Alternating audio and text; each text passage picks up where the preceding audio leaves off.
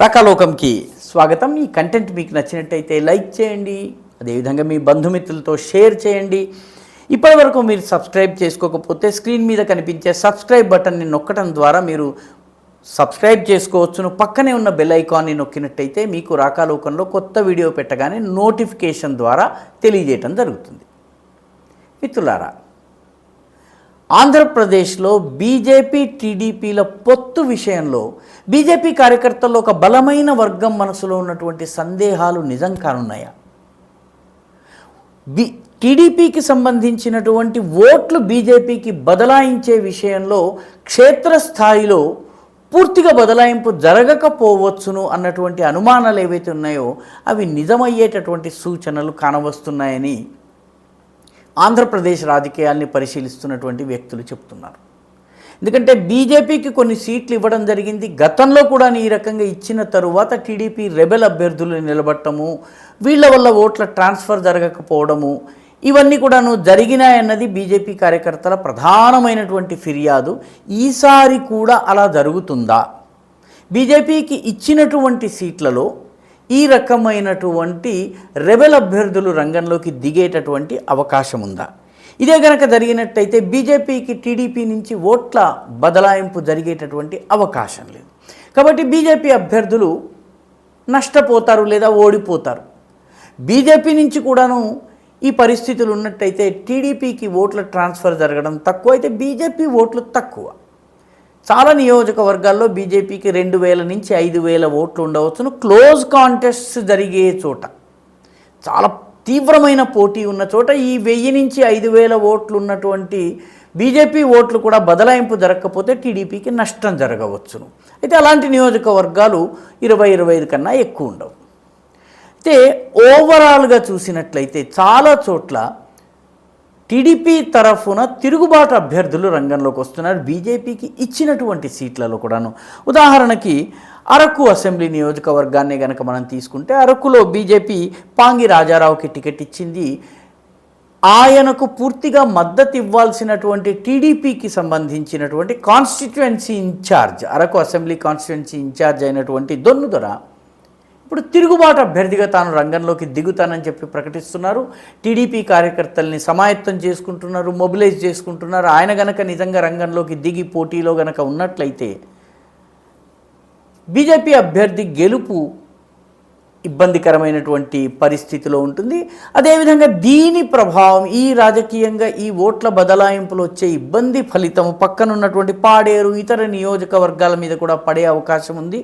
పర్యవసానంగా లోకసభ నియోజకవర్గం, అరకు లోకసభ నియోజకవర్గం బీజేపీకి ఇచ్చినటువంటి సీటు కొత్తపల్లి గీత కంటెస్ట్ చేస్తున్నారు, దానిపైన ప్రభావం పడే అవకాశం ఉంది. కాబట్టి లోకసభ విజయావకాశాలు దెబ్బతినడమే కాకుండా అరకు అసెంబ్లీ నియోజకవర్గంలో కూడాను ఇబ్బందులు వచ్చేటటువంటి పరిస్థితి ఉంది. వైజాగ్కి సంబంధించి వైజాగ్లో జనసేన బీజేపీ అభ్యర్థి అయినటువంటి విష్ణుకుమార్ రాజు కోసం వైజాగ్ నార్త్లో పెద్దగా పనిచేస్తున్నట్టు కనిపించటం లేదని చెప్పి పరిశీలకులు చెప్తున్నారు. అదేవిధంగా ఇప్పటి వరకు పవన్ కళ్యాణ్ అక్కడ టూర్ చేస్తారన్నటువంటి ప్రోగ్రాం కూడా ఏమీ జరగలేదు. అయితే భవిష్యత్తులో జరగవచ్చును, కానీ ఓవరాల్గా అక్కడ కూడాను ఓట్ల బదలాయింపు విషయంలో ఇబ్బందులు ఉన్నాయన్నటువంటి వార్తలు వస్తున్నాయి. అనకాపల్లికి సంబంధించి మాడుగుల అసెంబ్లీ నియోజకవర్గం ఉంది. ఈ మాడుగుల అసెంబ్లీ నియోజకవర్గంలో ఈ సీటు బీజేపీకి ఇచ్చారు. బీజేపీకి ఇస్తున్నట్టుగా ఫిబ్రవరి 24న ప్రకటించారు. ఇప్పుడు ఏప్రిల్ 11 వరకు తిరుగుబాటు లేదు. ఏప్రిల్ 11న సిట్టింగ్ ఎమ్మెల్యే టీడీపీకి చెందినటువంటి గవిరెడ్డి రామానాయుడు తిరుగుబాటు చేస్తున్నారు, కన్నీరు కారుస్తున్నారు, టీవీ స్క్రీన్ల మీద నాకు అన్యాయం జరిగిందని చెప్తున్నారు.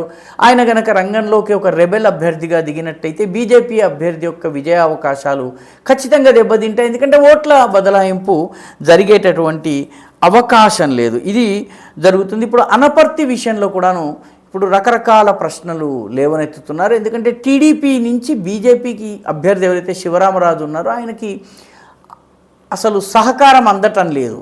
ఆయన మెడలో వేసుకున్నటువంటి కండువాను లాగేసినటువంటి వీడియో రాష్ట్రం అంతా వైరల్ అయింది. ఇప్పుడు అనపర్తిలో అభ్యర్థిని మార్చి బీజేపీకి దానికి బదులుగా తంబళ్లపల్లి ఇచ్చేటటువంటి అవకాశం ఉందన్నటువంటి వార్తలు నడుస్తున్నాయి. అంటే చిట్ట చివరి మినిట్లో బలం లేనటువంటి అనపర్తిలో పెద్ద బలం ఉందని కాదు, కానీ ద సేమ్ టైం తంబళ్లపల్లిలో ఇప్పటికిప్పుడు అభ్యర్థిని ఎంపిక చేసి రంగంలోకి దిగినా కూడా విజయావకాశాలు ఏ మేరకు ఉంటాయి, అనపర్తిలో ఈ వాతావరణం వల్ల ఇరు పార్టీల కార్యకర్తల మధ్య ఉండేటువంటి వైషమ్యాలు ఏ రకంగా ప్లే అవుట్ అవుతాయి అన్నది ఒక పెద్ద ప్రశ్నగా ఉంది. రాజమండ్రిలో కూడాను అనపర్తి రాజమండ్రి లోక్సభ నియోజకవర్గం పరిధిలోకి వస్తుంది కాబట్టి దీని ప్రభావం రాజమండ్రి లోకసభ నియోజకవర్గం పైన కూడా పడేటువంటి అవకాశం ఉంది. అక్కడి నుంచి పార్టీ రాష్ట్ర అధ్యక్షులైనటువంటి పురంధేశ్వరి పోటీ చేస్తున్నారు కాబట్టి ఫలితం ఎలా ఉంటుందో చూడవలసినటువంటి అవసరం ఉంది. నర్సాపూర్ లోక్సభ నియోజకవర్గం బీజేపీకి ఇచ్చారు. వాస్తవానికి మొదటి నుంచి బీజేపీలో ఉంటున్నటువంటి కార్యకర్తకి, అక్కడ బీజేపీ కార్యకర్తకి టికెట్ ఇవ్వడం జరిగింది. మిగతా చోట్ల వేరే పార్టీల నుంచి వచ్చినటువంటి వాళ్ళకి ఇవ్వడం జరిగింది. అయితే ఆయనకు ఎమ్మెల్యే అభ్యర్థుల నుంచి సహకారం లభించటం లేదన్నది జనరల్ కంప్లైంట్. ఆయనతోటి వాళ్ళు కలిసి రావడం లేదు, ప్రచారంలో ఆయన ఒంటరిగా ఉన్నారు. ఎమ్మెల్యేల సహకారం లేకుండా ఒక అభ్యర్థి లోక్సభ స్థానాన్ని గెలవడం అనేది ఇంపాసిబుల్. అదేవిధంగా RRR రఘురామకృష్ణన్ రాజుకి టికెట్ ఇచ్చే విషయంలో కూడా ఉండి విషయంలో ఉన్నటువంటి కన్ఫ్యూజన్ వల్ల దాని ప్రభావం కూడాను చాలా నియోజకవర్గాల మీద పడేటటువంటి అవకాశం ఉంది. అక్కడ ఇప్పటికే టీడీపీ అభ్యర్థి ఇప్పటి వరకు ఉన్నటువంటి అభ్యర్థి రెబెల్గా వేసేటటువంటి అవకాశం ఉంది. ఈ రకంగా మనం చూసినట్టయితే రాజంపేట కావచ్చు, తిరుపతి కావచ్చును, అక్కడ కూడా ఓట్ల బదలాయింపు జరిగేటటువంటి సూచనలు కనపడటం లేదు.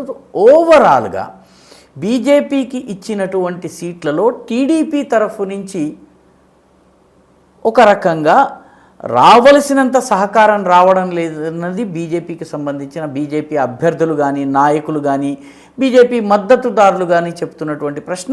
బీజేపీ కార్యకర్తల్లో కూడాను ఈ పొత్తు విషయంలో కార్యకర్తల్లో ఒక పెద్ద సెక్షన్లో అసంతృప్తి ఇప్పటికీ చాలా బలంగా ఉందన్నది సుస్పష్టము. వాళ్ళు చాలామంది కార్యకర్తలతో మాట్లాడుతున్నప్పుడు అవసరమైతే ఇంట్లో ఉంటాము కానీ మేము టీడీపీకి ఓటు వేయము, బీజేపీ అభ్యర్థి ఉంటే మేము ఓటు వేస్తాము, వేరే వాళ్ళు ఉన్నట్టయితే మేము అసలు పనిచేసే ప్రసక్తి లేదు, వచ్చే ప్రసక్తి లేదని చెప్పి అంటున్నారు.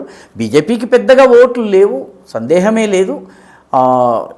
లాస్ట్ టైం 0.58% ఓట్లు వచ్చినాయి. అందులో కొంత ప్రధాన భాగం వైఎస్ఆర్సీపీకి పడ్డాయని భావించిన బీజేపీకి 1.2, 1.3% కన్నా ఎక్కువ ఓట్లు ఉండవు. కానీ కొన్ని నియోజకవర్గాల్లో, ముఖ్యంగా అర్బన్ నియోజకవర్గాల్లో ఈ ఓట్లు నిర్ణాయకం కావచ్చును.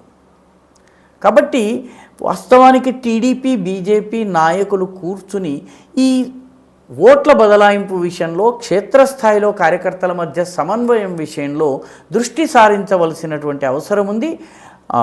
టీడీపీ ఇప్పటికీ కూడాను అభ్యర్థుల ఎంపిక, అభ్యర్థుల మార్పిడి ఈ హడావిడిలోనే కొట్టుకుంటున్నది తప్పితే వాస్తవానికి ఈ క్షేత్రస్థాయిలో ఉన్నటువంటి అభిప్రాయ భేదాల్ని, కార్యకర్తల మధ్య ఉన్నటువంటి వైమనస్యాల్ని తొలగించే దిశగా ప్రయత్నం చేయటం లేదు. కొన్ని జిల్లాల్లో టీడీపీకి చాలా సానుకూలమైనటువంటి పరిస్థితి ఉంది అన్నటువంటి నివేదికలు వస్తున్నాయి. ఉభయ గోదావరి, కృష్ణా, గుంటూరు జిల్లాల్లో టీడీపీకి సానుకూల పరిస్థితి ఉంది. కూటమి బెనిఫిట్ అయ్యేటటువంటి అవకాశం ఉంది. కాబట్టి ఓట్ల బదలాయింపు పట్ల ఇరు పార్టీల మధ్య సమన్వయం విషయంలో దృష్టి పెట్టవలసినటువంటి అవసరం ఉంది. ఈ వీడియో మీకు నచ్చినట్టయితే లైక్ చేయండి, షేర్ చేయండి, ఈ ఛానల్కు సబ్స్క్రైబ్ చేయండి. మీ అభిప్రాయాన్ని కమెంట్ల రూపంలో తప్పనిసరిగా పంపించండి.